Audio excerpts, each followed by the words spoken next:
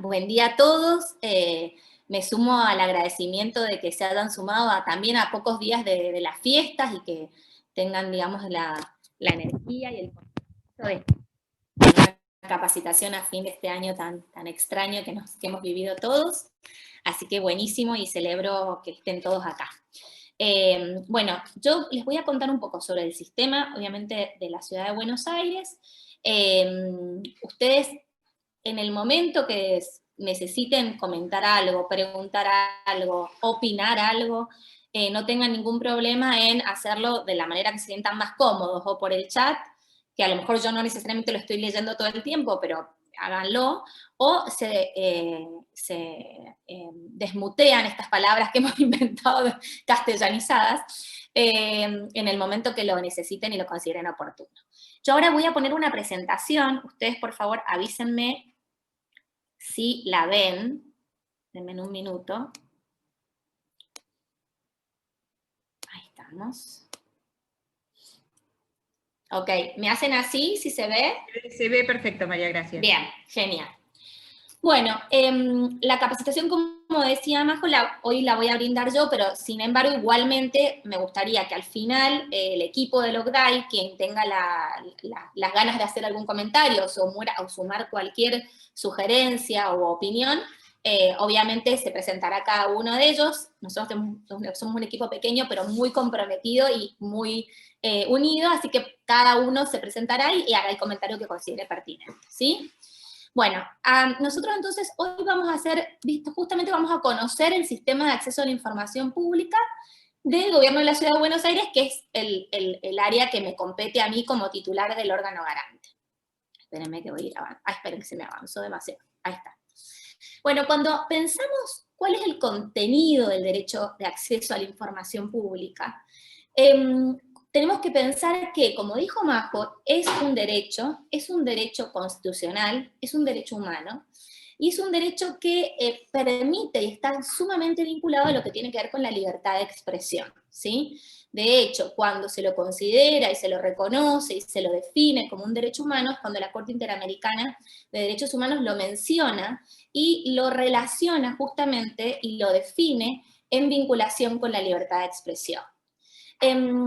Acceder al acceso a la información es acceder a la información que posee, produce y custodia el Estado. En cualquiera de sus modos, ¿sí? Documentos, gráficos, cualquier tipo de grabaciones, cualquier tipo de documentación que el Estado posee, custodia o produce, se presume, primeramente, que es una información pública. Después vamos a ver que hay excepciones, ¿sí? ¿Cuál es el rol de este derecho en relación a la prensa? ¿Sí? O sea, ¿qué rol tiene la prensa con este derecho? Es muy relevante el rol que ustedes tienen. ¿Por qué? Porque si bien es un derecho que es un derecho constitucional, y es un derecho para todos los ciudadanos y no ciudadanos, porque recuerden que se puede pedir información cualquier persona sin necesidad de ser ni residente ni ciudadano de la Ciudad de Buenos Aires, el rol que ustedes tienen es relevante porque ustedes son comunicadores, ustedes dan a conocer información sobre la gestión del Estado, sobre los programas del Estado, sobre los proyectos del Estado. Entonces, la posibilidad de construir sus notas con datos, con información sobre lo que está ocurriendo, es muy relevante para que esas notas sean notas, digamos, profundas, construidas, integrales. Y además, creo que también es interesante, ¿por qué? Porque permite, y ustedes son una especie de ejemplo, mostrar cómo se usa este derecho, ¿para qué? Para participar más, para que la rendición de cuentas sea además a través de este medio, ¿sí? Es decir, nosotros como ciudadanos, como residentes o como personas que pedimos acceso, y la prensa también a través del pedido de acceso exige una rendición de cuentas. Entonces, el rol de la prensa es realmente muy relevante. Y acá tenemos dos dimensiones de este derecho. Este derecho tiene una dimensión política, ¿sí? ¿Por qué? Porque es uno de los elementos constitutivos del régimen del gobierno democrático, ¿sí? Una democracia saludable tiene un ejercicio del derecho de acceso a la información pública profundo, robusto, ¿sí? ¿Por qué? Porque la democracia supone la participación, el conocimiento, supone la exigibilidad de la rendición de cuentas, lo que dicen los americanos de la accountability, ¿no? Esta necesidad de que el gobierno me diga qué está haciendo, cómo lo está haciendo. Y yo desde mi lugar de persona que vive o no vive en la ciudad de Buenos Aires, o periodista que trabaja en medios de la ciudad, puedo ir consultando, ¿sí? Puedo saber, puedo querer acceder a esa información. Y de esa manera construyo y ayudo a construir, además, un sistema democrático más robusto.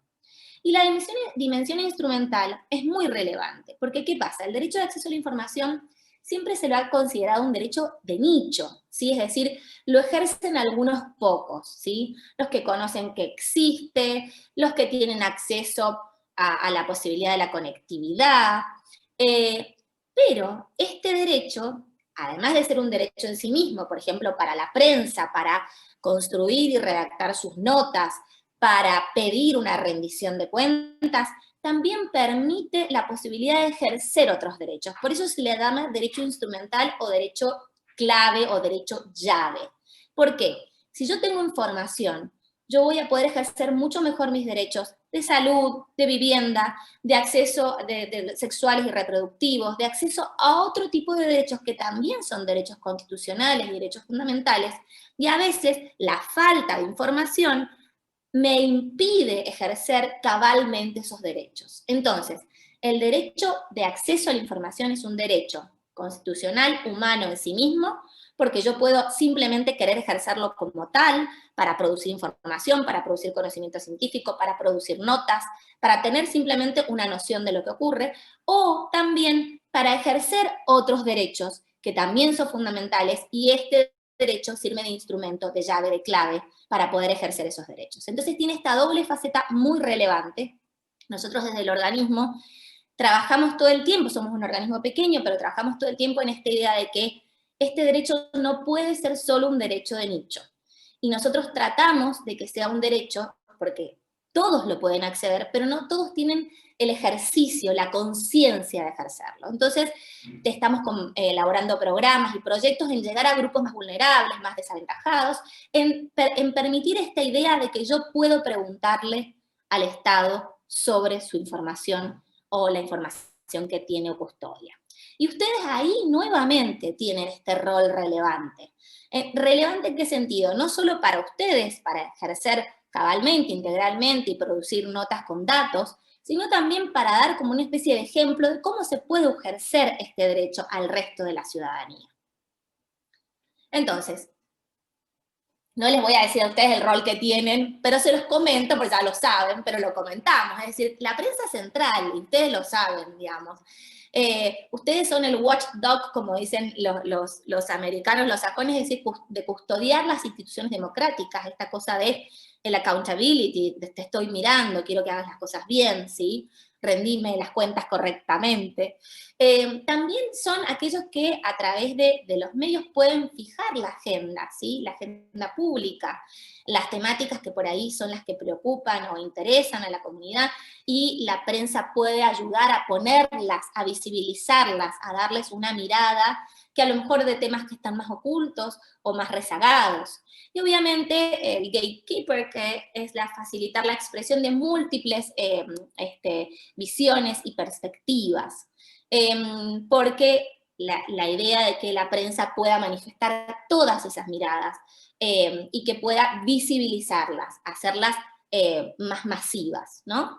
Entonces, bueno, ustedes desde ese rol creo que el derecho de acceso a la información cobra una gran relevancia, ¿sí? Tanto como para custodiar cómo se están haciendo las cosas, como para promover temas que tienen que visibilizarse y ponerse en la agenda, como para facilitar las múltiples expresiones. Entonces, creo que, insisto, es muy interesante y es muy importante que ustedes estén acá y han tenido el compromiso de escucharnos para tomar este rol activo en relación al acceso a la información pública. ¿Tienen que? Ahí está, esperen, ahí está. Entonces, bueno, cuando pensamos en qué tipo de relaciones tenemos con el acceso a la información y la prensa, hay una relación que un poco yo ya la mencionaba, que es conceptual, si se quiere, es decir, es la posibilidad de acceder a esta información y que esta información posibilita el máximo del ejercicio del derecho de expresión, de la libertad de expresión. ¿Por qué? Porque con los datos puedo manifestar distintas opiniones, puedo mostrar las distintas voces, entonces hay una relación conceptual. Estratégica, porque justamente, y acá yo voy a traer una anécdota interesante, que tiene que ver con esto de instalar el ejercicio del derecho de acceso a la información, y que son promotores masivos de ese ejercicio. ¿Por qué?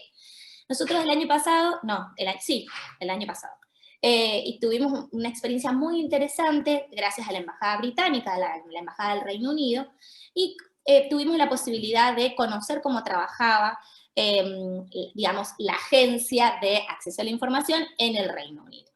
Y ellos nos decían que tenían esta alianza, alianza entre comillas, ¿no? Pero con los periodistas cuando habían logrado acceder a esos datos correctamente, entonces estas eran las notas de éxito, es decir, de cómo usaron ellos ese derecho de acceso a la información, lo promovieron y esa difusión masiva a través de los medios. Por eso esta mirada estratégica, digamos que ustedes no son un actor más en el ejercicio de este derecho, son un actor estratégico, son un actor fundamental.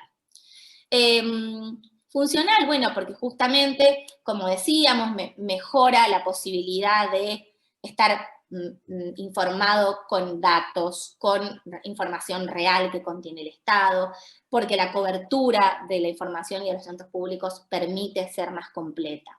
Y bueno, y pragmática también porque en el uso, digamos, del sistema del acceso a la información, permite, digamos, verificar cómo funciona este sistema a través, digamos, de este actor clave que es la prensa. Ustedes, insisto, pregunta, comentario, se desmutean y seguimos. Bien. Entonces, nosotros nos preguntamos en el acceso a la información dónde y cómo está regulado, ¿sí? Y cómo es la estructura del esquema creado para garantizarlo. Ustedes saben que nosotros somos un país federal, que somos 24 jurisdicciones, y que en el caso del derecho de acceso a la información pública, su ejercicio, si bien es un derecho constitucional, es un derecho humano, y como tal es un derecho operativo, es decir, yo no necesito normas y reglas para ejercerlo. Pero lo cierto es que cuando no tengo normas o reglas para ejercerlo, por más que sea operativo y un derecho constitucional, es mucho más difícil, hay muchos más obstáculos para ejercerlo. Entonces, la existencia de normativa permite que eso sea un proceso mucho más smooth, más tranquilo, un procedimiento con reglas claras de cómo ejerzo este derecho constitucional y operativo. A nivel nacional, como todos saben, se sancionó finalmente, después de muchísimos años, la Ley de Acceso a la Información Pública en el 2016. Nosotros, Argentina fue pionera en esto cuando se sancionó el decreto del 2003. Eso fue un momento icónico, pero después dormimos la siesta mendocina, yo soy mendocina, así que nadie se ofenda, lo digo como mendocina. Se durmió la siesta mendocina y recién en el 2016 tuvimos una ley. Y en el nivel, en las jurisdicciones subnacionales, en los niveles locales, el caso de la ciudad de Buenos Aires es un caso donde el derecho existe, su regulación existe, perdón, no es que existe el derecho, su regulación existe desde 1998.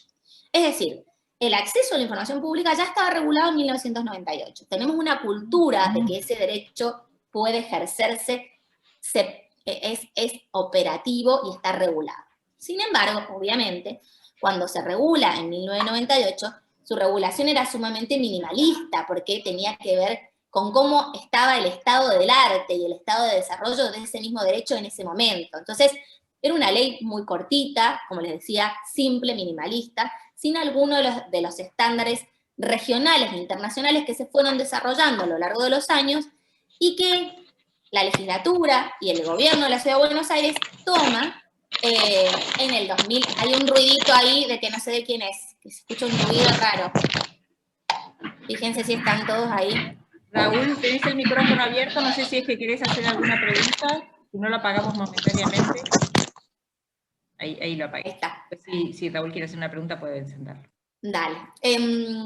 Nosotros en 2016 reformamos la ley del 98 y ahí incorporamos todos los estándares que había promovido la ley modelo de la OEA y los estándares internacionales y regionales, donde se incorporan no solo, digamos, principios rectores en la interpretación de la ley, un órgano garante que busca justamente garantizar su cumplimiento, es decir, vigila que este derecho sea cumplido, obligaciones de transparencia activa, es decir, no solo es la faceta reactiva del derecho que yo puedo ir y preguntarle al Estado y lo interpelo, sino también que el Estado tiene una obligación positiva de poner a disposición mía la información que al menos la ley plantea como piso mínimo. Después el Estado puede poner además más información. ¿Por qué? Porque puede ser información que la consideramos útil, interesante, pero la ley sí plantea un piso mínimo. Entonces, estos estándares se incorporan en las leyes nuevas, no en todas, porque la verdad que la situación del país es bastante dispar. Hay un informe interesante del Banco Mundial que seguramente ustedes en FOPEA lo vieron con las capacitaciones que hizo la Agencia Nacional, donde vemos que de las 24 jurisdicciones hay una disparidad bastante interesante e importante. La ciudad de Buenos Aires y la provincia de Mendoza nos llevamos como el puntaje más alto porque incorporamos todos estos estándares de transparencia activa, órgano garante, principios que guían la interpretación y la aplicación, la legitimación amplia, el universo de sujetos obligados amplio también. Entonces, nos sacamos la mejor calificación, pero hay muchas otras normativas locales que todavía están muy rezagadas, muy antiguas, incluso hay 4 jurisdicciones que todavía no tienen ningún tipo de normativa. Pero entonces, ¿dónde y cómo está regulado? Tenemos una ley nacional que tiene que ver con la información que poseen los organismos nacionales y las leyes locales que tienen que ver con la información que poseen los estados locales y los organismos que pertenecen a esos estados locales, ¿sí? Con este panorama diverso, interesante, porque no son todos iguales en su regulación, y con una norma en la Ciudad de Buenos Aires, para el bien del usuario, como serían ustedes, una norma muy buena con estándares a nivel regional e internacional. Entonces, discúlpame, ahora vamos María. Sí. Ahí una persona mandó una pregunta, Alberto. La información pública en Nación muchas veces no está actualizada. ¿También sucede eso en Ciudad? Ok. Bueno, eso me imagino que te estás refiriendo a lo que es transparencia activa. Si me equivoco, si te estás refiriendo a otra cosa, decímelo. Pero en relación a la transparencia activa, en el caso de la Ciudad de Buenos Aires, la ley le dio al Estado, digamos, al Poder Ejecutivo y al resto de los poderes, un periodo de adecuación. ¿Por qué? Porque no todos publicaban de la misma manera, no todos lo presentaban de la misma manera, no todos lo presentaban en los formatos accesibles de la misma manera.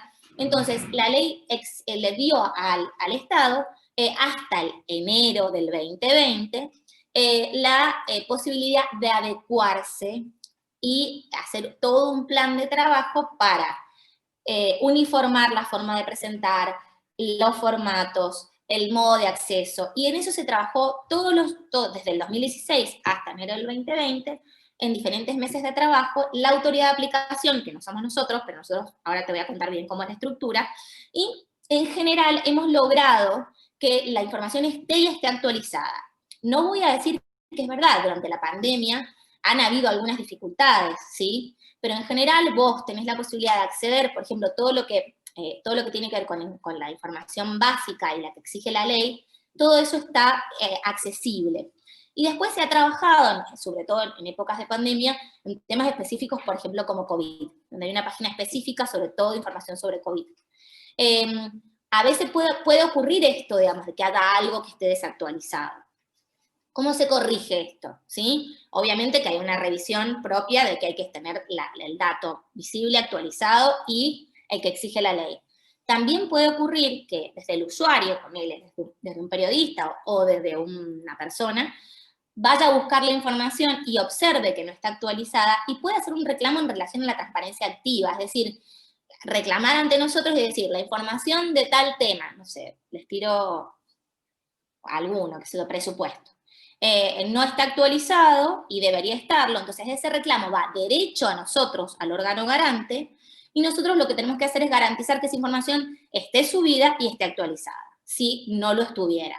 En general se ha estado trabajando muy bien, pero puede ocurrir, ¿sí? ¿Contestado? Mary, ¿Por qué no aprovechás? Hay una pregunta siguiendo a esa, Sí. que hablan de la grilla de cargos, funciones y sueldos de Cava, para contar sobre el caso que tuvimos hace poquito. Perfecto, genial, Lu. Nosotros este año tuvimos un caso muy difícil, justamente este año. Y fue un caso, gracias a Dios, que terminó muy bien. ASIG, que es una organización de la sociedad civil, que seguramente todos la conocen, o los que no la conocen, es una organización que trabaja sobre todos los derechos económicos, sociales y culturales, entre varios, ¿no? Y generalmente trabaja mucho el tema, digamos, de la advocacy, que observa, digamos, cómo es el funcionamiento del Estado y trata de que el Estado trabaje, digamos, en su rendición de cuentas. Bueno, ellos presentaron una solicitud que yo les voy a contar, me voy a adelantar para que ustedes no se me confundan, esperen, me voy a adelantar a algo para que ustedes lo entiendan. Nosotros, antes de llegar ahí, voy a hacer algo. Nosotros en el diseño institucional del gobierno, ¿sí?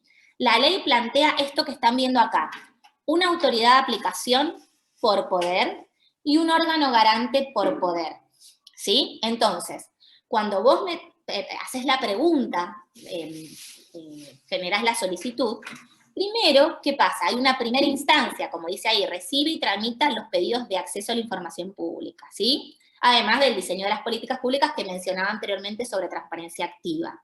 Entonces, nosotros, yo voy a hablar del Ejecutivo, porque yo soy el órgano garante del Poder Ejecutivo, ¿sí? Entonces les voy a hablar de esta que es mi competencia. Entonces, tenemos una autoridad de aplicación que tiene esta primera instancia. Y nosotros entramos en esta segunda instancia como órgano y a máxima autoridad rectora de la ley, justamente no solo en cumplimiento de las obligaciones de transparencia activa, como les decía recién, sino también en casos donde la solicitud de información no fue respondida o se respondió, pero el usuario considera que es insatisfactoria, es incompleta. Entonces, nosotros nos encontramos con este caso, que bien Lu mencionaba, que hicieron la solicitud lo que requería era justamente la nómina de todos los empleados de la ciudad, su categoría, su sueldo bruto, y además, no solo, empleados, entendiéndose, planta permanente, planta transitoria, los contratos LOIS, que son los contratos de locación de servicios, y creo que no me está faltando nadie. Bueno, era absolutamente todos los que trabajan en relación al Estado, que trabajan para el Estado. Y esta organización solicitó justamente esto, nómina, sueldo en bruto, categoría de todos ellos. Bueno, esto, no todo, casi, les diría, de las jurisdicciones subnacionales casi nadie tiene esto publicado así tal cual, ¿sí? Pero nosotros entendemos que esto es información pública. Cuando ellos hacen la solicitud, la información que se entrega era bastante, pero era parcial, es decir, no se había entregado, por ejemplo, la información de la policía, ni de los docentes, se había entregado el sueldo no en bruto, o sea, habían algunas, la información se había entregado de alguna manera distinta de cómo se la había solicitado. Bueno, este año, en un año pandémico, trabajamos fuertemente con todas las áreas, explicamos y persuadimos que la información que, digamos, en relación a estos temas es pública, ¿sí? También explicamos que independiente, porque a veces había, pero ¿cómo lo que gana un policía, lo que deja de ganar? Bueno, en el mundo y en los estándares internacionales más elevados en relación al acceso a la información pública, esta información se considera pública, ¿sí? No quiere decir que esto esté publicado en todos lados, porque es disímil, incluso en la región, en Latinoamérica, algunos sueldos, digamos, están publicados no en bruto, sino solamente por nómina o por el tipo de categoría y no la nómina y la categoría, o sea, no está la vinculación. Lo cierto es que el caso se resolvió con éxito porque se entregó toda la información requerida a esta organización que hizo este reclamo. Es decir, se entregó toda la nómina, las categorías, el sueldo en bruto de todos aquellos que trabajan con el Estado de la Ciudad de Buenos Aires. Y acá funcionó este esquema, este diseño que ustedes ven ahora en la filmina, donde hay dos instancias. O sea, estuvo la primera instancia, donde la autoridad de aplicación tramitó el pedido, obviamente el que contesta es el sujeto obligado, es el que tiene la información. Yo, como órgano garante, no tengo la información, ¿sí? Yo garantizo que el que la tiene la entregue, ¿sí? Lo mismo, la autoridad de aplicación lo que hace es tramitar el pedido y nada más que eso, dárselo a quien posee y custodia esa información. Entonces acá jugó la primera instancia, se entregó información, porque se entregó un montón de información, pero no toda ni en la forma en la que se le había solicitado. Y nosotros logramos finalmente un caso de éxito donde se entregó toda esa información. ¿Contestado? Bueno, me vuelvo. No sé si hay alguna otra pregunta ahí que yo no he leído. Iña, sigo. Bien. Bueno, entonces, ¿cuál es la estructura para garantizarlo, sí? Nosotros tenemos entonces, como decíamos, esta ley, la famosa ley 104, que en realidad ya no es 104, pero como fue originalmente la 104, así la conocemos todos y así la nombramos todos para, como una especie de sello, de marca del acceso a la información pública. Y tenemos las obligaciones de transparencia activa y pasiva, y tenemos estos estándares que yo les mencionaba, que hacen que sea una ley moderna y una ley con todos los requisitos que pretenden los estándares regionales e internacionales. Estos principios, uno puede decir, bueno, es una manifestación de deseos, ¿no? Porque a veces uno dice, las leyes manifiestan principios. ¿Y qué significa un principio? ¿Cómo se aplica un principio? Bueno, tengo que decirles que nosotros lo que hacemos es interpretar el principio y aplicarlo, ¿no?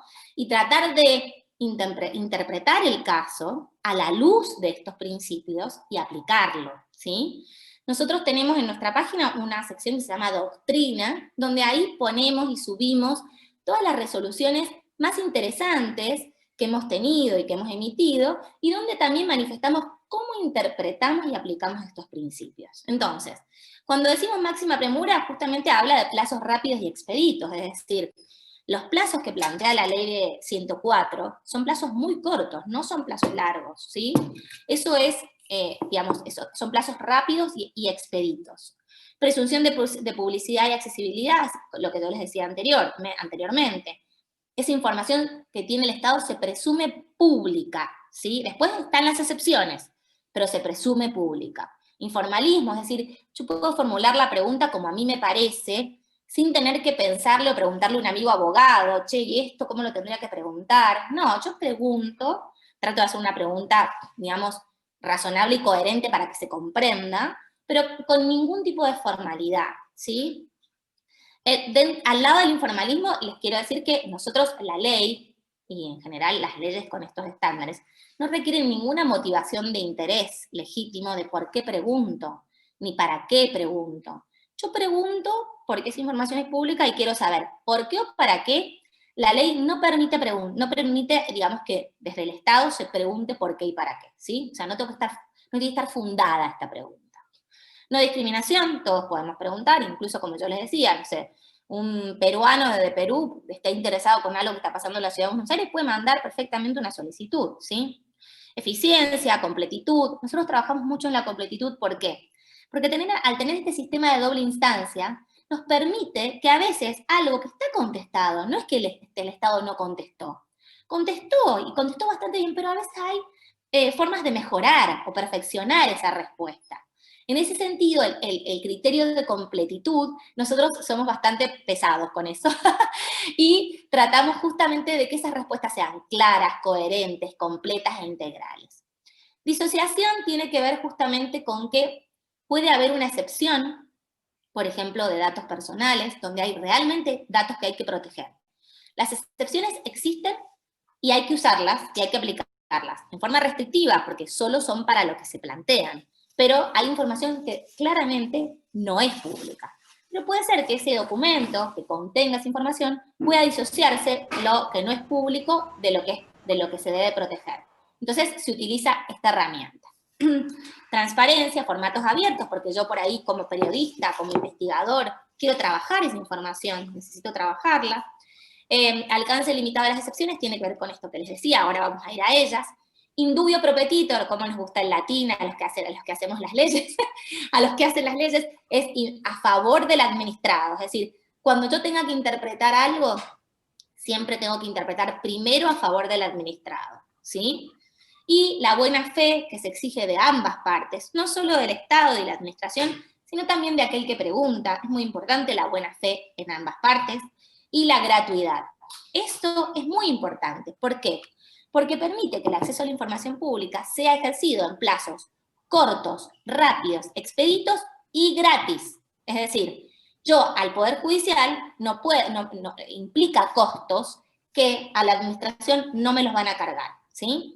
Bien, ¿alguna pregunta o estamos? Sigo. Entonces, ¿qué es el acceso a información? Esto que hablamos, puedo solicitar, recibir, copiar, analizar, reprocesar, redistribuir la información. ¿Cómo se pretende que sea esa información? Que sea completa, que esté el criterio de completitud, que sea veraz, que sea adecuada y oportuna, un poco lo que preguntaban recién en relación a la transparencia activa, es decir, si yo estoy preguntando, quiero que la información sea actual, adecuada y oportuna. Contenida, como yo les decía, en cualquier soporte, porque puede estar en un documento papel, en un documento electrónico, en un formato digital o en una película, en un formato gráfico, es decir, puede ser cualquier soporte, y que se encuentra obviamente en posesión o custodia del Estado. ¿Quién puede pedir? Toda persona, lo que yo les decía recién. No tengo que ser ni ciudadano ni residente de nada. Toda persona puede pedir información. ¿A quién? Bueno, acá aparece el interesante universo enorme de sujetos obligados que tiene la Ley 104. La Ley 104, al igual que la Nación, considera sujetos obligados y legitimados pasivos de esta ley a los tres poderes, ¿sí? Es decir, al Poder Ejecutivo, al Poder Legislativo y al Poder Judicial. Todos pueden ser interpelados y preguntados, ¿sí? Ahora bien, ahora voy a hablar del Poder Ejecutivo, que es el ámbito de mi competencia. Bueno, dentro del Poder Ejecutivo hay un gran universo de sujetos obligados absolutamente heterogéneos. Es decir, no solo la administración central, con sus ministerios, sus organismos, etcétera, sino también los entes autárquicos, las EPEs, las empresas de propiedad estatal, los organismos de control, las comunas. Es decir, hay un universo dentro del Poder Ejecutivo, del ámbito del Poder Ejecutivo, muy diverso, ¿sí? Y a la vez, como yo les decía, Poder Ejecutivo, Poder Legislativo, y después aparecen algunos sujetos obligados también muy interesantes, que son aquellos que la ley los considera legitimados pasivos, por ejemplo, sujetos, personas jurídicas privadas, pero en relación a montos o a fondos públicos que hubieran recibido. Entonces, vemos que acá el universo es muy grande y muy heterogéneo. Por ejemplo, ahí ven el Consejo de la Magistratura, el Ministerio Público, en relación, por ejemplo, al Poder Judicial, el Tribunal Superior de Cuentas, el Tribunal Superior de Justicia, la Auditoría General, la Defensoría del Pueblo. Entonces tenemos un montón de organismos, todo el Estado, que es sujeto obligado. Esto es buenísimo, pero también hay que decirlo, es complejo al momento de implementarlo, de ejercerlo, no es tan sencillo, no se trata igual, y no es lo mismo hablar de la administración central, por ejemplo, de las empresas de propiedad estatal, porque tienen distintas modos de regulación, tienen distintas finalidades, distintos objetivos. Sin embargo, en la ley entran todos. Ahora, el trabajo de ejercer y implementar este derecho es más complejo, ¿sí? Pero claramente los estándares son altos. Bien. Cuando hablábamos de las excepciones. Bueno, las excepciones están para usarse, porque hay información que no se tiene que entregar, porque peligra o un dato personal, o un dato sensible, o peligra la seguridad pública, ¿sí? O de repente hay algún derecho de propiedad intelectual que hay que proteger, algún secreto profesional, industrial, o, por ejemplo, puede ocurrir que hay un proceso de deliberación para lo que finalmente será una decisión política o un acto administrativo. Esas notas internas tampoco son públicas porque no son definitivas. Y también la protección está vinculada a cuando estamos hablando de que esa información es estrategia de defensa dentro de alguna causa judicial o de un procedimiento de ese sujeto obligado. Entonces, estas son las excepciones que plantea la ley. ¿Se pueden aplicar? Por supuesto. ¿Se deben aplicar? Por supuesto. Se deben aplicar las que la ley plantea. No es que yo pueda hacer una interpretación analógica, o porque hay que proteger este dato, debería proteger aquel otro, no. Es intimidad y datos sensibles, es eso, ¿sí? Sea de carácter judicial, por ejemplo, si tenemos alguna confidencialidad por compromisos internacionales, es eso, no es una cuestión de interpretación analógica o no, con temas que se le parecen, ¿sí? Pero sí está bien hacer uso de ellas cuando corresponde y aplicarlas correctamente. Ninguna de ellas se aplica cuando estamos hablando de graves violaciones a los derechos humanos, ¿sí? Esto es relevante tenerlo en cuenta.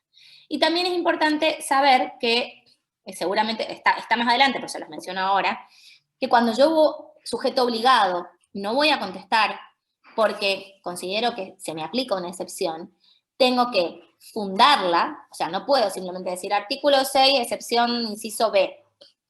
Tengo que explicar cuál es la excepción que se me aplica, por qué se aplica esa excepción. Y además, el que firma esa denegatoria expresa tiene que ser un director general hacia arriba a nivel de jerarquía, ¿sí? Esto lo vemos más adelante, pero me pareció interesante mencionarlo. Bueno, lo que les conté antes, en virtud de la pregunta, que tiene que ver con este diseño, que es un diseño propio de la Ciudad de Buenos Aires. No hay ninguna otra ley así, ¿sí? Que plantea este doble piso. Que bueno, era una novedad, porque en general lo que vos planteás es una autoridad de aplicación y punto. Por ejemplo, en el caso de Nación es una agencia que tiene, digamos, la Agencia Nacional, que es la que atiende los reclamos y demás, y a la vez es la autoridad de aplicación.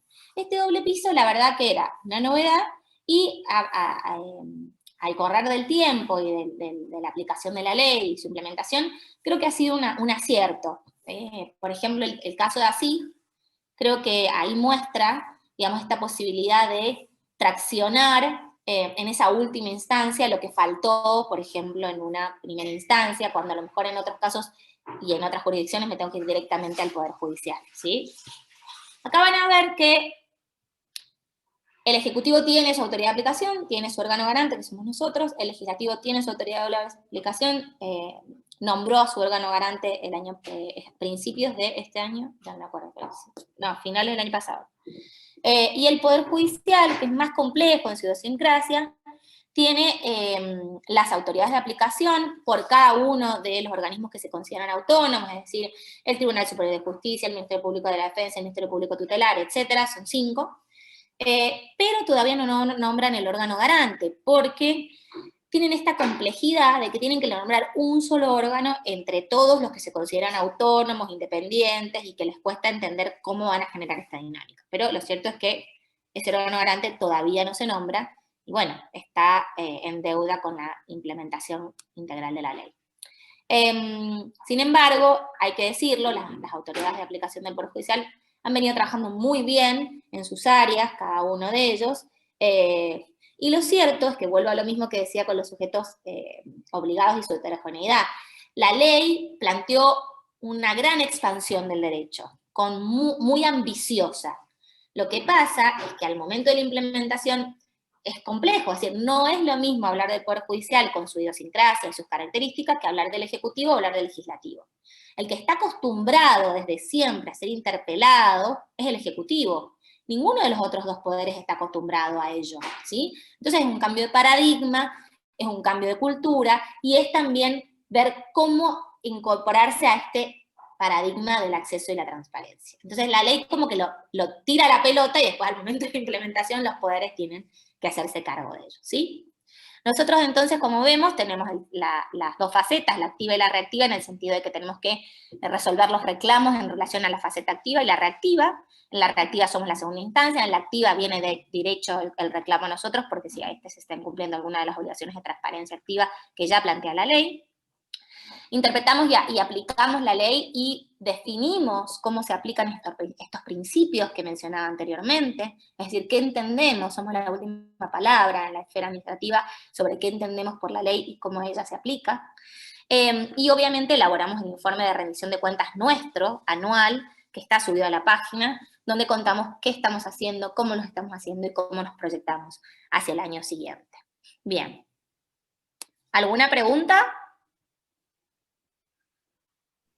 No sé si está respondida la pregunta de Oscar, que dice, a ver, me la perdí. Si hay un juicio contra algún funcionario, si esa información también puede estar habilitada. Bueno, depende, porque por ejemplo nosotros tuvimos un caso donde la información que se estaba pidiendo ya estaba en poder de la justicia y ya era parte del secreto de sumario. Entonces nosotros estaba fuera de nuestra competencia, de nuestro ámbito de acción. Entonces ahí no pudimos, dijimos, o sea, hasta acá llegamos, nuestra competencia hasta aquí llega. Entonces, ¿por qué? Porque esa información había sido secuestrada, en el sentido de que había sido trasladada al Poder Judicial, la tenía el fiscal en su poder, en relación a un par de juicios que hubieron en relación a determinados temas del COVID, ¿sí? Esos casos, sí, escucho. En el caso de que sean juicios políticos anteriores, que ya están, digamos, resueltos. Eso es público, esa información es pública. Sí, sí, ¿Quién sí, lo sí, informa? claro. ¿El ejecutivo o el judicial? No, el judicial, porque ahí no es información que tiene el ejecutivo en su custodia, la tiene el judicial. Pero esa información es pública, porque un juicio terminado con su sentencia es una información pública. ¿Y el mecanismo de solicitud?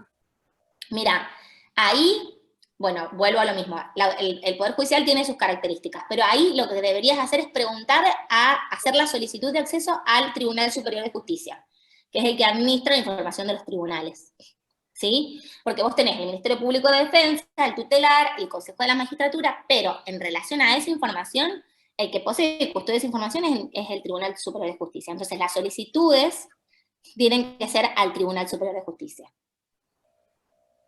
En realidad, perdóneme, no quiero sacarle tiempo, pero ¿qué sería No, está bien. el Tribunal Superior de Justicia? Porque a mi Sería... Sí, decime. No conozco el Consejo de la Magistratura como el superior de todos. No, a ver, está bien la observación, pero vos cuando pensás en el Poder Judicial, el Consejo de la Magistratura tiene lo que sería la administración del Poder Judicial, la designación de los jueces y demás, ¿sí?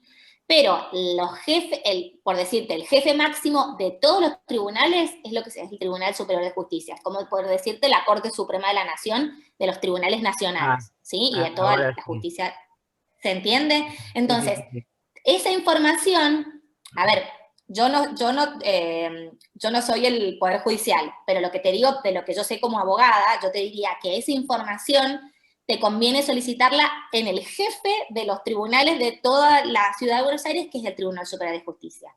O si pidieras información sobre la administración o sobre los recursos y demás, eso lo maneja el Consejo de la Magistratura, esa se lo preguntás al Consejo de la Magistratura, ¿me entendés? Porque, ¿se entiende? Sí, está clarísimo. Bien, perfecto. Gracias. De nada, por favor. Hay una pregunta más, María Gracia. Sí.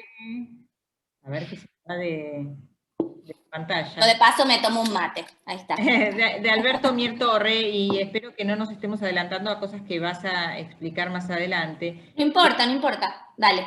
Digamos, de la manera en que a veces la información está segmentada, especialmente en lo que tiene que ver con el COVID, ¿no? Que uno tal vez necesita de hospitales o necesita de compras, y que esa información está dispersa. Pero entiendo que no debería saber puntualmente dónde pedir la información, sino que uno tiene que presentarla y es el Estado el que tiene que recabarla para suministrarla, ¿verdad?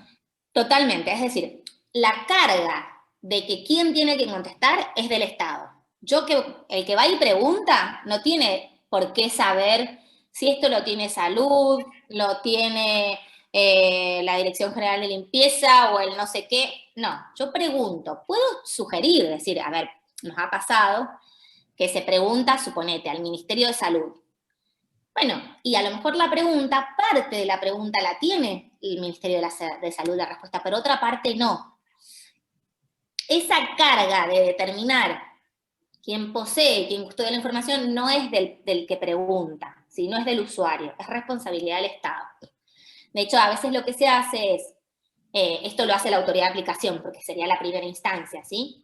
Entonces llega un pedido, y a lo mejor como es una información múltiple, o que la pueden poseer más de un actor, más de una autoridad, más de un sujeto obligado, se arman distintos expedientes a los cuales a todos se les manda la misma pregunta, ¿sí? Para que sea respondida lo más completamente posible, ¿sí? O sea, no es que vos tenés que saber a quién le tenés que preguntar, ¿sí? Porque a veces también pasa que se cambian los ministerios, o hay funciones que pasan de uno a otro, y el ciudadano no sabe, ¿viste? Que esto pasó ahora de salud a, no sé, a espacio público. ¿Sí? Entonces no tiene esa obligación, no es una carga del usuario, ¿ok? Bueno, ¿sigo o hay alguna otra? No, por ahora vamos bien. Bien, perfecto. Bueno, entonces, ¿cómo opera la ley 104 en el ámbito del Poder Ejecutivo? Acá hemos puesto unos ejemplos que están para que ustedes tengan una idea, ¿no? De qué puedo preguntar. O sea, puedo preguntar de todo, pero es para que tengan, digamos, ejemplos en la cabeza. Este es el que mencioné anteriormente, la nómina completa del personal con remuneración mensual bruta, indicando DNI y categoría. Ese, por ejemplo, fue un caso muy paradigmático y que salió muy bien. Otro caso interesante fue una cantidad de interrupciones legales de embarazo realizadas en el sistema de salud público, ¿sí? Pedía un plazo determinado, que es el que está ahí mencionado.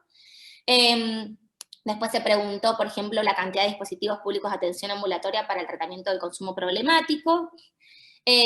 Estas son preguntas, o sea, pueden ser de las más variadas.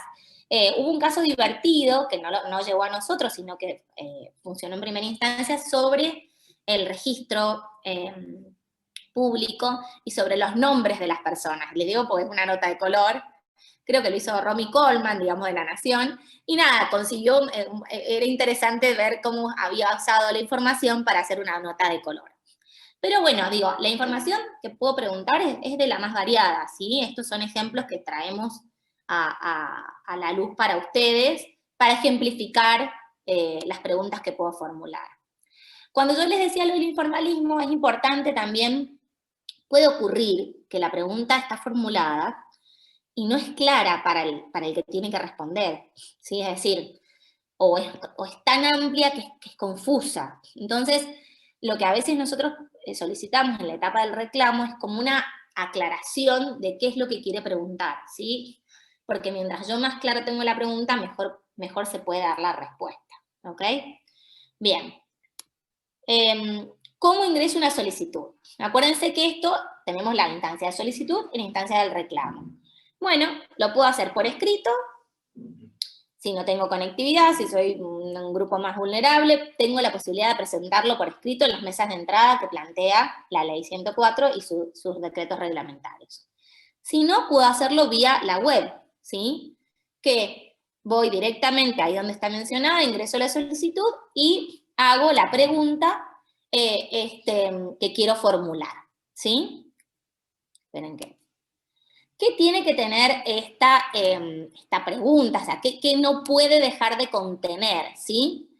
El nombre y el apellido, pero si bien, perdón, pasemos adelante, si bien el nombre y el apellido se solicita, no es identitario, es decir, yo puedo poner Ramón Pérez, no sé, y hacer la pregunta yo, ¿sí? Porque no estamos haciendo la correlación de identidad de DNI, ¿sí? Pero es un nombre para el cual dirigirse y mandarle la información. Domicilio en Cava, obviamente que como dijimos, como puede preguntar cualquiera, si no tengo domicilio puedo usar el del gobierno de la ciudad, ¿sí? Un correo electrónico, ¿por qué? Porque en general, el gobierno de la ciudad, gracias a Dios, y por eso hemos podido trabajar muy bien a lo largo de este año, tenemos todos los expedientes electrónicos, etcétera. Entonces, en general, casi toda la información se manda electrónicamente, ¿sí? Salvo que sea información vieja o demás, que no ha estado ya contenida en los expedientes electrónicos. Teléfono celular, por si hay que contactarlos, y una descripción, que es lo que yo les decía recién, clara y precisa de lo que pido, para poder contestarlo justamente lo más apropiadamente posible. Y lo que les decía anteriormente, yo no tengo que explicar ni por qué pregunto, ni para qué pregunto. Les doy un caso, les cuento una anécdota. Antes de que Mendoza sancionara su ley, que es una de las últimas, como yo soy mendocina, por eso les traigo la anécdota, una de mis amigas, abogada, hace un pedido de información, no estaba la ley regulada, y le pidieron que motivara el pedido, cuando en realidad eso es de los estándares más claros, de que cuando yo pregunto no tengo que motivar. Ahí aparece la importancia de tener una norma que regule el derecho, ¿sí? Porque si la norma es clara, yo ya tengo el proceso mucho más simple y más sencillo. Bien, Entonces, ¿cuál es el costo? Gratuito, es decir, salvo que, ¿por qué? Porque es una carga para el Estado, que yo quiero unas copias físicas. Entonces, el criterio que tomamos es el mismo criterio que también toma la Agencia Nacional, es decir, hasta la hoja 50 es a cargo del Estado, de la 51 será a cargo del solicitante o reclamante. ¿En cuánto tiempo debe entrar mi información? En 15 días hábiles administrativos, es decir, es un plazo corto, como yo les decía anteriormente. Se puede prorrogar, porque puede ser que en ese plazo corto no puedan entregarla, entonces la prórroga es de 10 días. Y hay un artículo muy interesante, que creo que también es novedoso en la ley de la Ciudad de Buenos Aires, y a nivel país es el único lugar donde existe este artículo, que es el artículo 11, que refiere a esto que está al final de la filmina. Puede ocurrir que la información que yo pido es, no sé, por ejemplo, pido de 2017 al 2020 la información vinculada a, no sé, consumos problemáticos en la comuna tal, del hospital tal, no sé cuánto. La verdad es que 15 días hábiles administrativos a veces es muy difícil compilar esa información porque es voluminosa o es compleja la compilación. Por ejemplo, sobre todo en el caso del Ministerio de Salud. El Ministerio de Salud trabaja con los hospitales y los hospitales, cada uno tiene sus tiempos, sus dinámicas, y a veces es muy difícil, nos pasó muchas veces con el Ministerio de Salud y con casos de ASIG y de otras organizaciones en relación al Ministerio de Salud, donde el Ministerio quería cumplir, pero la compilación era compleja porque los efectores de salud, como los hospitales, cada uno tiene su ritmo, a veces es difícil, digamos. Entonces, aplicábamos el artículo 11. ¿Qué quiere decir? El ministerio quiere cumplir, debe cumplir. Entonces le propone al solicitante, en la primera instancia, o al reclamante en la segunda, si no se planteó en la primera, un plan o un programa de entrega. Entonces, si yo te voy a entregar toda esta información, pero, no sé, el primer tercio el mes que viene, el segundo tercio el mes siguiente, y el tercer tercio al tercer mes. Obviamente el solicitante acuerda ese programa, ese plan de entrega, pero ese ha sido muy, muy útil, porque a veces, como los plazos son tan cortos, tan expeditos, hay información que es imposible entregarla en ese plazo. Y el Estado quiere cumplir, el Estado debe cumplir, y el usuario quiere esa información. Entonces el artículo 11 ha permitido estos planes de entrega. ¿Qué hacemos nosotros cuando estos planes de entrega existen? En la instancia del reclamo, acá estamos en la instancia de la solicitud, pero se los cuento, hacemos un seguimiento de los plazos planteados para la entrega. ¿Sí? No es que se hizo el acuerdo y nos desentendimos, ¿sí? Hacemos un seguimiento. ¿Se cumplió la primera entrega? ¿Se cumplió la segunda entrega? ¿Se cumplió la tercera entrega? Y lo cierto es que todos han sido exitosos. Bueno, se puede negar la información únicamente cuando hay una excepción legal, lo que yo les decía anteriormente, obviamente nunca cuando hay violaciones de derechos humanos. Y si la niego, tengo que fundar la excepción y tiene que estar firmada por un director general hacia arriba, ¿sí? En jerarquía. Nos ha pasado, por ejemplo, en casos donde el sujeto obligado lo firma el director, pero no dice ni por qué. Dice, bueno, excepción, artículo 6, datos personales, por ejemplo. Entonces nos llega el reclamo. Nosotros, a veces, no es que no aplica la excepción aplica, está bien aplicada, pero tiene que estar fundada, ¿sí? Bien. Perdón el mate. Sí, ¿pregunta? Sí, hay una pregunta de Silvana Sotera, pregunta si hay acceso a información de actas y actividades o acciones de la policía de la ciudad. ¿A qué te referís con actividades y acciones? Dice concretamente, ¿se puede pedir información pública concerniente a las actas y ciertos trabajos de la policía de la ciudad? Bueno, habría que ver el caso concreto, porque es un poco, habría que ver cuando te referís al acta, digamos, qué tipo de documento es.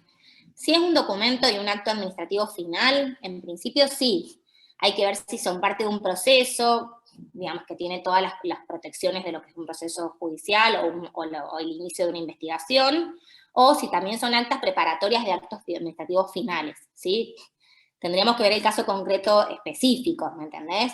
Pero digamos, si estamos hablando de un acto preparatorio para un acto final, está resguardada esa información. Y si es información previa a un proceso judicial o a algún tipo de investigación, también estaría resguardada. Si no, en principio sí debería entregarse, ¿sí?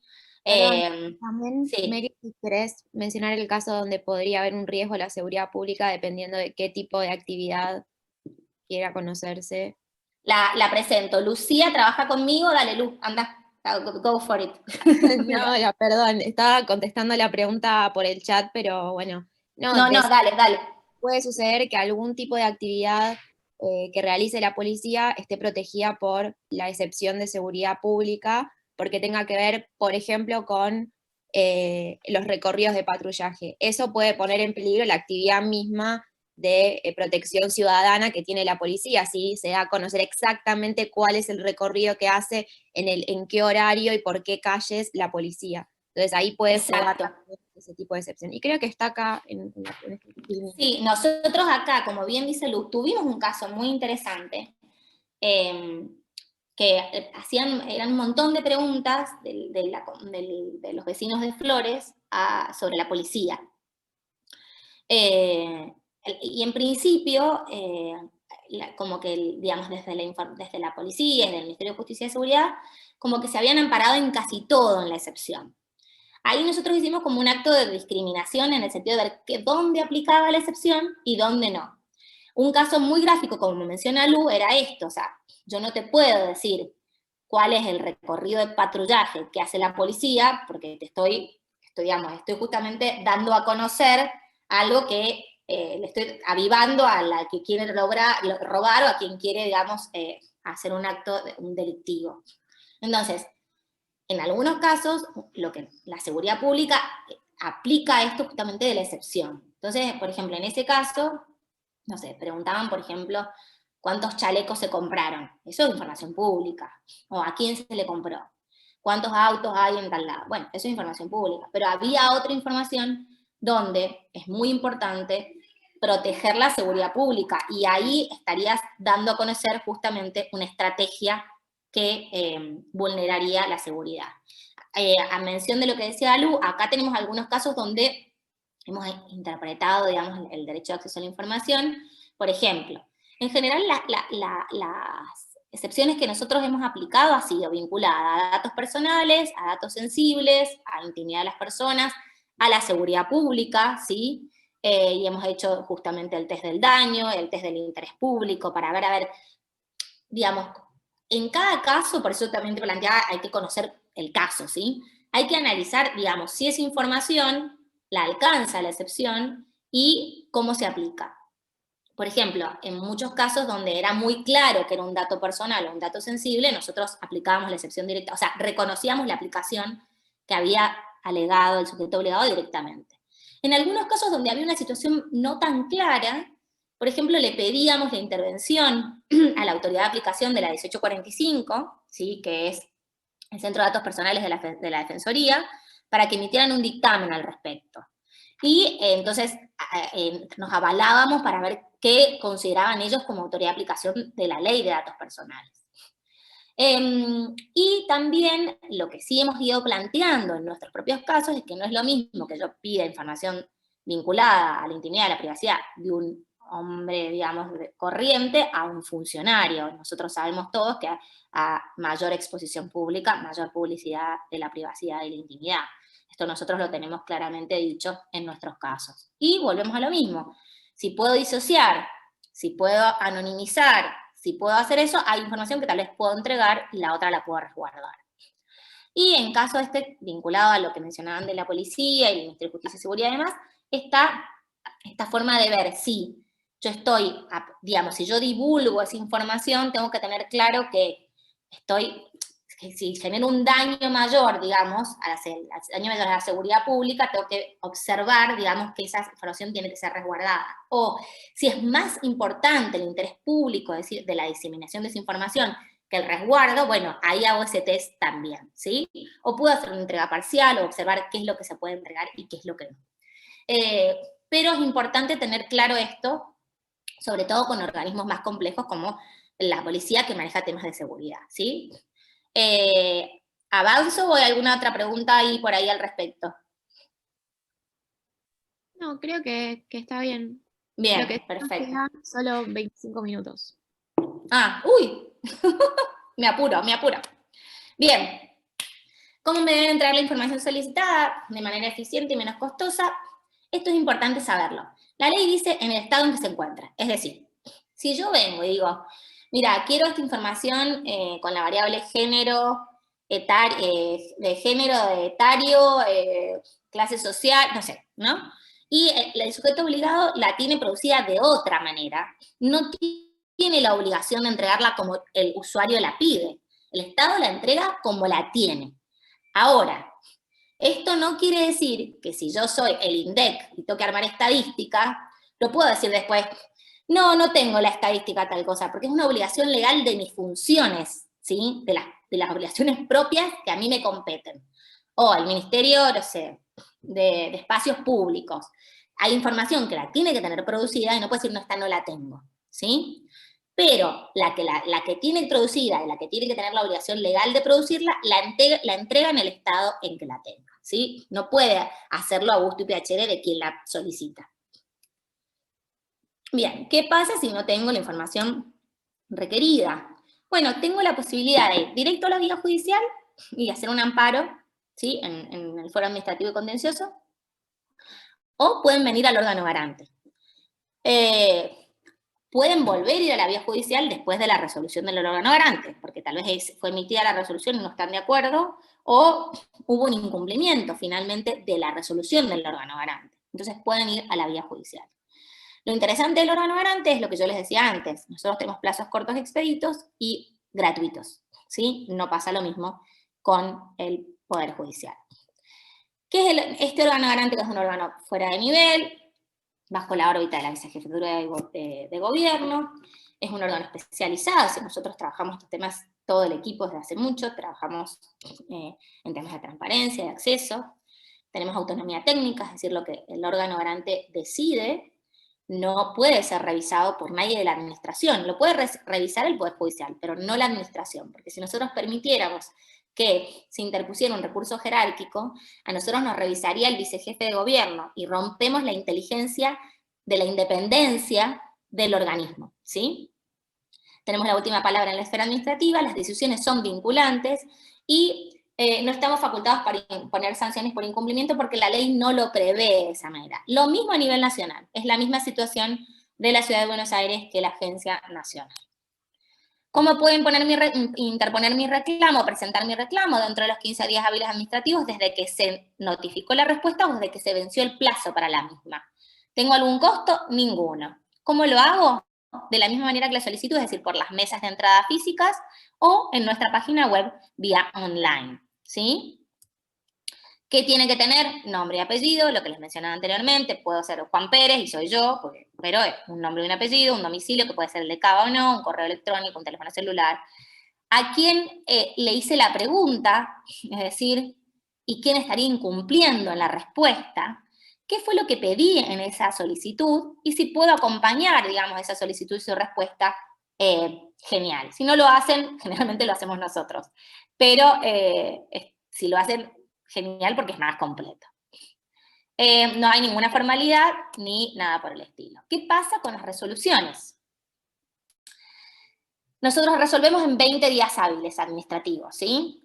La resolución puede rechazar el reclamo porque consideramos que estaba contestado en primera instancia, o porque se aplica alguna de las excepciones previstas por la ley, o porque el reclamo ya fue resuelto por nosotros, entonces lo remitimos a las resoluciones anteriores, o porque está interpuesto fuera de tiempo, ¿sí? A veces hay gente que lo interpone antes, y hay veces gente que lamentablemente lo interpone después.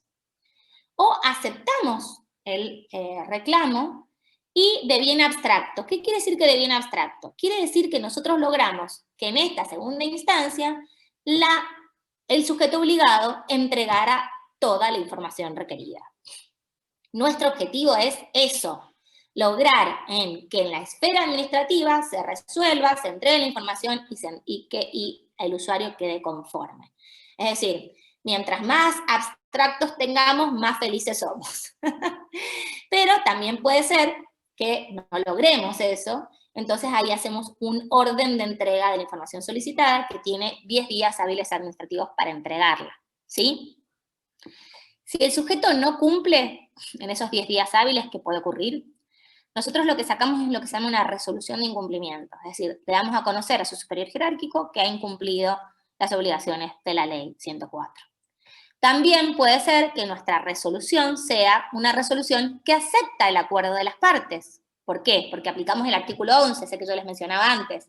Entonces, las partes dijeron, este es el plan de entrega. Entonces nosotros decimos, bueno, nosotros resolvemos y estamos al acuerdo de las partes, pero vamos a controlar y hacer un seguimiento de que esas entregas se cumplan. Si no, obviamente vamos a sacar resoluciones de incumplimiento por las entregas incumplidas, ¿ok? Bien. ¿Cómo vengo con el tiempo? Yo me copo hablando y después... Y 15 minutitos quedan para bien. de preguntas. Voy rapidito.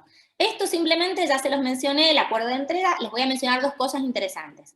La ley 104 tiene la posibilidad de la audiencia. Y la hemos usado y ha sido siempre muy exitosa. ¿Por qué? Porque hemos podido juntar a la administración con el administrado. Y a veces no es solo lo que pregunto, sino entender. Por ejemplo, esto ha funcionado mucho en los temas de salud. Porque a veces el que pregunta se cree que es muy fácil el acceso a esa información. Entonces, por ejemplo, con ASIG, varias de las preguntas o estaban mal formuladas.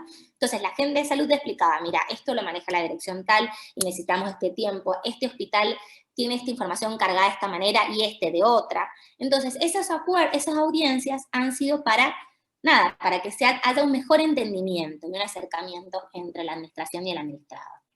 Estos son simplemente datos para que ustedes vean cuántas solicitudes tenemos en el gobierno de la ciudad. Son muchas, ¿sí? La verdad que el ciudadano de la Ciudad de Buenos Aires hace uso del acceso y el mayor solicitante es, digamos, un usuario corriente, ¿sí? Acá tenemos la cantidad de reclamos resueltos, ¿sí? También un número para mostrarles y graficarles. Acá tenemos la cantidad de reclamos según el motivo, es decir, cuándo se pide porque la respuesta no se contestó, silencio, cuando se reclama porque la denegatoria es por una excepción, y la mayoría de las veces es porque el que preguntó considera que la respuesta no es que no se respondió, sino que no es completa, o sea, o es insatisfactoria, ¿sí?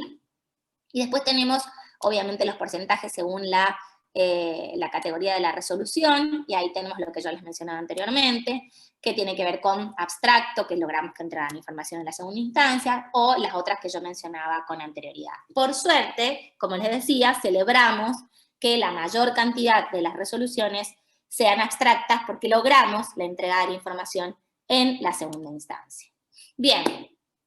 Transparencia activa. Este es el plan que yo les decía que fue exigible a partir de enero del 2020 y estos son los ítems que la ley plantea como obligatorios que el Estado debe publicar.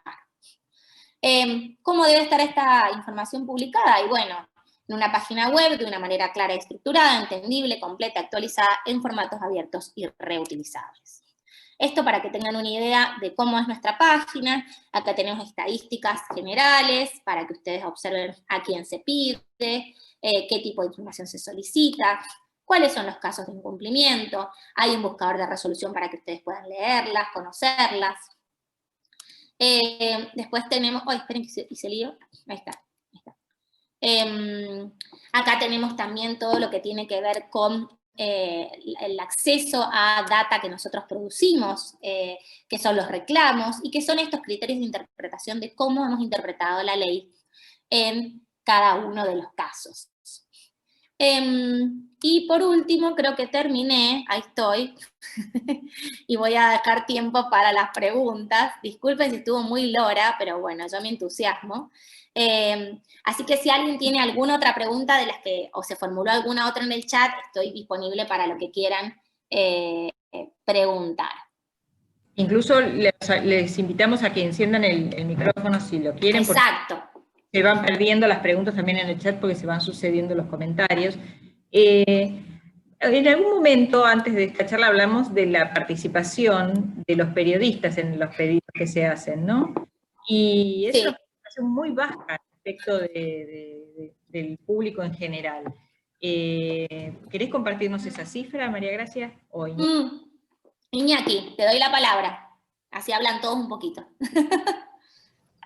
Dale. Sí, de todos los pedidos que se realizaron antes de GESOCAI, y solo un 8% de todos los pedidos, que creo que fueron más de 1000 pedidos, ahora les verifico el dato bien, pero solo 8% fueron solicitados por periodistas, que dentro de todo más ciudadanos particulares, ONGs, presentaron pedidos y a través del OCDAE presentaron reclamos, pero sigue siendo un número bastante bajo, considerando que otros sistemas, por ejemplo, que nosotros tenemos contacto con el centro de la Universidad de Dundee que trabaja en Escocia, más de la mitad de los pedidos son del periodismo. Así que es un sistema relativamente bajo, considerado otros estándares, otros lugares, digamos, otros comisionados de acceso a información.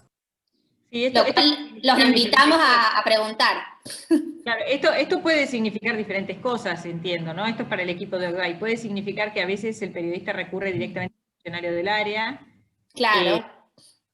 O que se maneja con la información que recibe, institucionalizada en forma de gacetillas o de comunicados, pero esas serían las versiones más optimistas. La más pesimista habla de una falta de motivación para ir a la fuente primaria de información, que pueden ser los registros públicos, ¿verdad? Sí, también puede ser que nosotros, o sea, hay mucha información que ustedes, digamos, tienen que publicar de forma coyuntural y muy rápida, ¿no? Pero también creo que se puede hacer uso no solo de la información o de las noticias más coyunturales, sino también para a lo mejor hacer alguna nota más profunda, con algo de investigación. Creo que es una herramienta en eso muy útil, digamos. Si alguien más tiene alguna consulta para hacer. ¿Podemos volver sobre la información que el gobierno no está obligado a suministrar? Sí, sí. ¿En qué cosa puntual? A ver, porque Por ejemplo, son muchas las excepciones. A nivel nacional, tal vez no pasa tanto a nivel de la Ciudad de Buenos Aires, hay información que hace a la seguridad nacional. Bueno, claro, a ver, nosotros, por eso les hablaba de la importancia de entender, de ver el caso concreto, ¿no?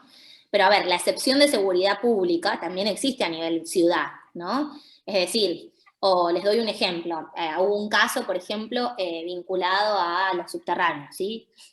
Y la persona pedía bastante distintos tipos de información, pero también pedía, por ejemplo, todo el mapa de los trazados y las salidas de emergencia. Eso no se puede entregar porque es, digamos, compromete a la seguridad pública. Es decir, si vos tenés a alguien que hace un atentado o lo que sea y tiene ese mapa, es súper peligroso.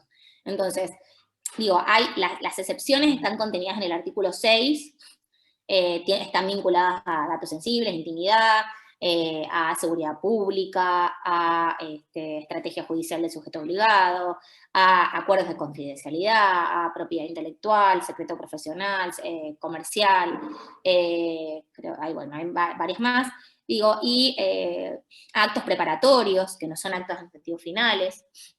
Entonces, en ese sentido, digamos, esa sería la información resguardada. Después, hablar en general es difícil porque hay que ver el caso concreto, ¿no? Digamos, conceptualmente en general, ¿qué hacemos nosotros, por ejemplo, con el caso, por ejemplo, de seguridad pública? Tratamos de aplicar siempre esto, del test del daño y el test del interés público, y ver la razonabilidad también del uso de la excepción, ¿no?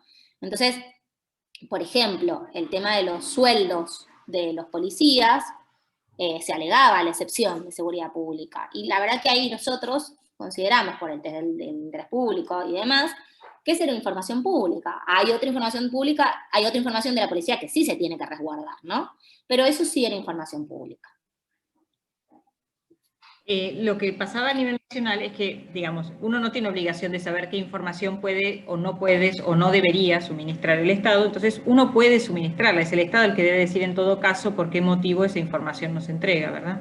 Totalmente, uno la pregunta, o sea, por ejemplo, voy yo y pregunto, porque pienso que... Y bueno, ahí es el sujeto obligado el que me va a decir, mira, esto sí y esto no.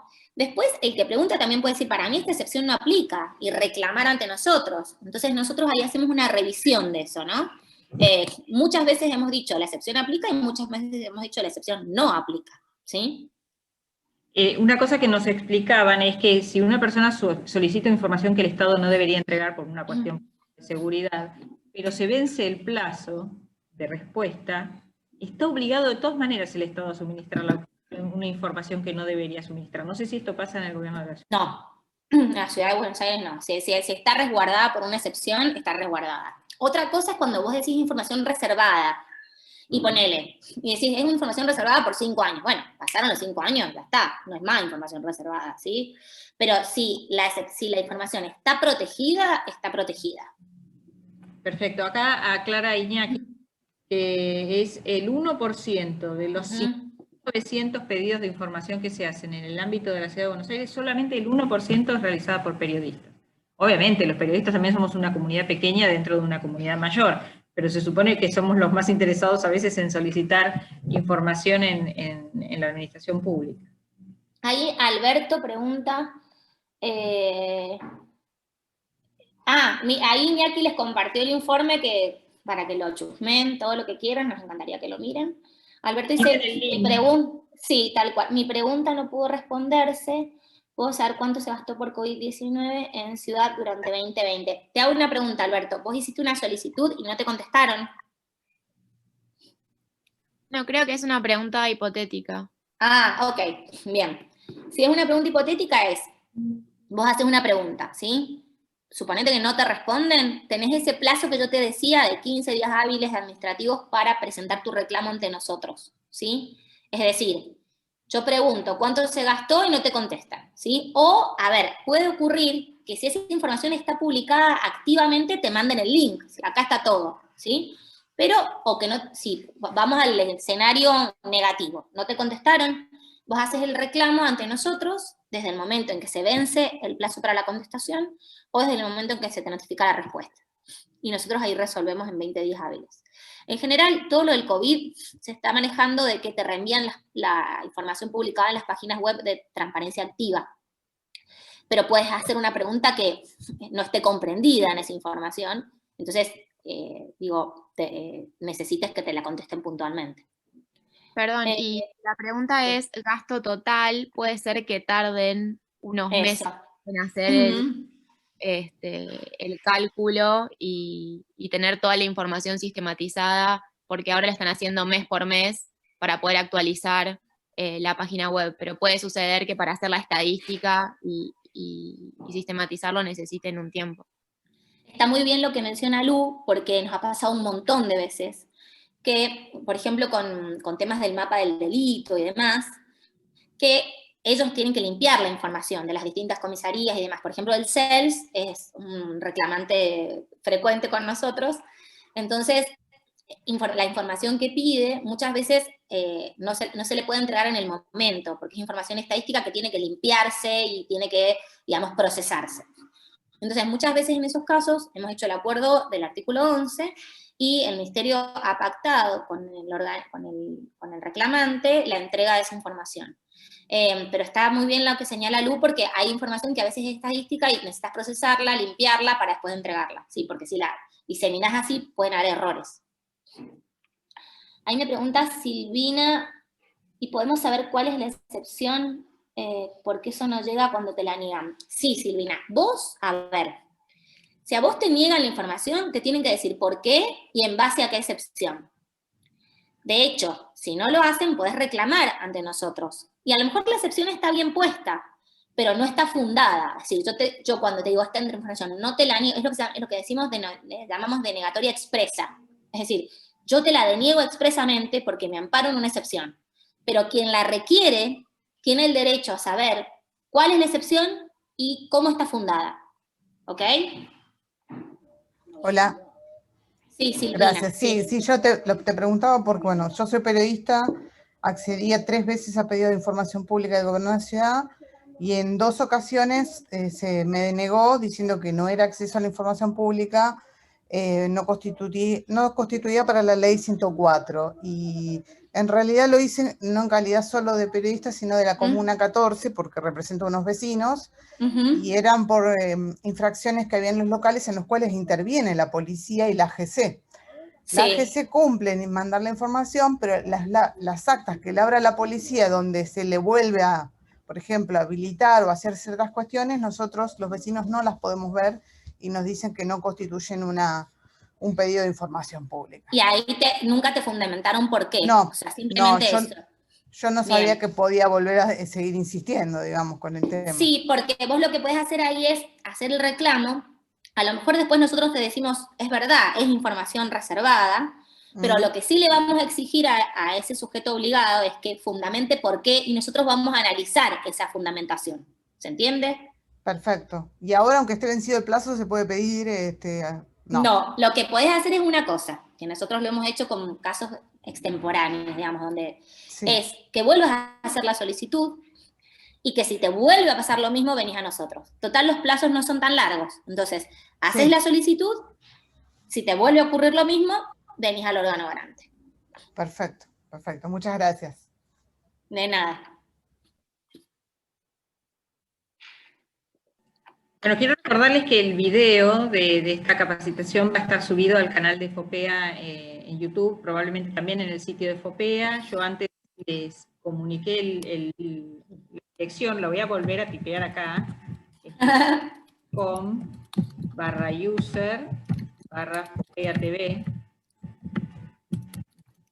Solamente denme un par de días porque estamos editando videos de muchas capacitaciones, pero lo vamos a subir. Y lo mismo, si tienen preguntas para el equipo de OCDAI o para María Gracia, que nos las envíen, o supongo que hay alguna dirección oficial a la que puedan escribir por alguna cosa que quieran hacer puntualmente.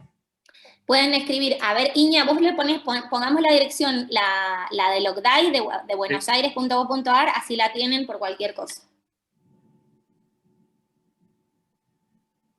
Bueno, yo no sé si tienen alguna pregunta más, pero agradezco el interés, el compromiso. Creo que estos sistemas de acceso a la información los construimos entre todos, porque creo que todos los actores hacemos que los mecanismos se aceiten cada vez más. Nosotros al principio también era un aprendizaje desde cómo armamos el procedimiento, desde de cada detalle, ¿no? Entonces, hasta situaciones de colapso nos ayudaron a mejorar a observar ciertas dinámicas. Entonces creo que todos los actores, desde los que estamos, digamos, en los órganos garantes, desde los sujetos obligados, que cada día trabajan mejor porque entienden el nuevo paradigma, desde los usuarios y ustedes desde el rol de la prensa, creo que hacemos que estos ecosistemas virtuosos mejoren cada vez más y se perfeccionen. Así que les agradezco. Yo quiero agradecerle una vez más a María Gracia, que es titular del órgano garante del derecho de acceso a la información de la Ciudad de Buenos Aires, a su equipo, a Iñaki y a Lucía en particular, que son con los que interactuamos, por la claridad, por la buena predisposición. Obviamente a todos los que participaron, bueno, y hagamos ejercicio de los derechos que tenemos. Piensen lo que hubiera sido este año de pandemia si no hubieran estado digitalizados los registros de las diferentes dependencias públicas, es decir, tuvimos la suerte dentro de la desgracia, digamos, de que una pandemia como esta, inédita, por lo menos para nuestras generaciones, nos encuentra con la posibilidad de acceder desde nuestras computadoras a los pedidos de información de los distintos estados, no solamente de la Ciudad de Buenos Aires. Totalmente. Y yo los invito, que esta puede ser una o cuantas otras necesiten charlas, talleres, capacitaciones, estamos nosotros a disposición y somos los primeros interesados en difundir y en dar a conocer el sistema de acceso a la información pública. Bueno, y nosotros, FOPEA participó muy activamente para que se dictara la Ley Nacional de Acceso a la Información Pública, y sabemos, obviamente es ley nacional, es decir, habilita a pedir información sobre el Estado federal en todo el país, pero luego cada provincia, cada distrito tiene su propia legislación, y no todas son buenas, no todas son actualizadas, algunas son muy progresistas, pero otras dejan mucho que desear. Así que esperemos que en 2021 podamos hacer una campaña para que haya ley de acceso a la información pública en todos los lugares del país, sobre todas las los diferentes estamentos de la actividad pública, ¿verdad? Bueno, meto un bocadillo.